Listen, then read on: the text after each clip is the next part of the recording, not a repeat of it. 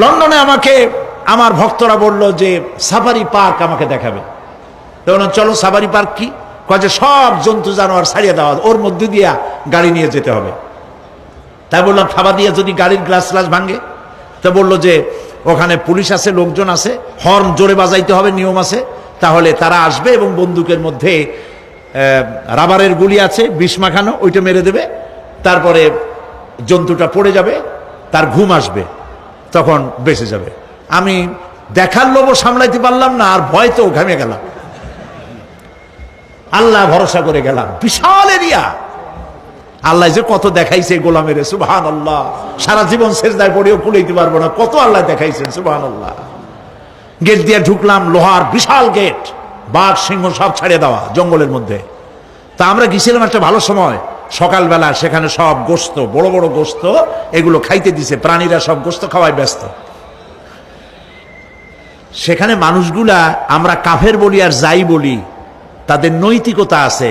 আমার দেশের বাঘগুলারে তাদের জন্য বরাদ্দ হচ্ছে গোস্ত, কিন্তু চার পায়া জন্তুরে হাড্ডি খাওয়াইয়া দু পায়া পশুগুলিতে গোস্তগুলো খাইয়ে ফেলে। জানোয়ার পশুর চাইতে নিকৃষ্ট, ঠিক কিনা বলেন? পশুর খাদ্য নিজে খায়। যাই দেখেন আমাদের দেশের চিড়িয়াখানাগুলির অবস্থা, বাঘ শুকায় গেছে, হরিণ শুকায় গেছে, সিংহ শুকায় গেছে, তার তো শুকাবার কথা না। পরে কে খাওয়ায় জঙ্গলে? কে খাওয়ায়? আল্লাহ পাক খাওয়ান, সুবহানাল্লাহ। এত বড় বড় গোস্তের টুকরা এক একটা বাঘে পেয়েছে। বাঘ একটারে নিয়ে গাছে উঠছে, আর একটা টানাটানি করতেছে, আর আমরা গাড়ি নিয়ে আসতে যাচ্ছি। এক বাঘ তার ওই গোস্ত ফালায় থুয়ে আমাদের দিকে আগায় আসতেছে। আমি বললাম, আল্লাহ, যা ভয় করতেছিলাম আমি তখন, ওই যে বলেছি যে মরা মানুষ বাঘে খায় না, বাঘ দেখলেই কলজে উড়ে যায়।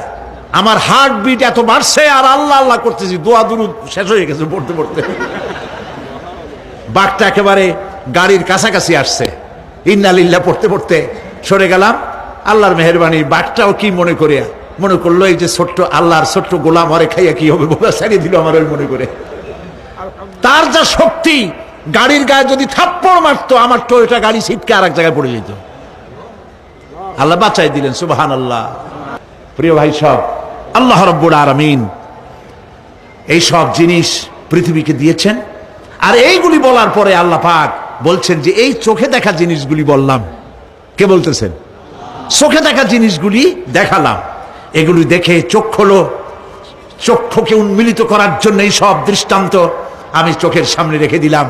এর দ্বারা বোঝো, এত বড় বিশাল আকাশ, অত বড় সূর্য, এত সুন্দর চাঁদ, এই পাহাড়, ওই সমুদ্র, এই বনবনানী যিনি সৃষ্টি করেছেন, আমার মতো ছোট্ট মানুষ মৃত্যুর পরে তিনি আবার জিন্দা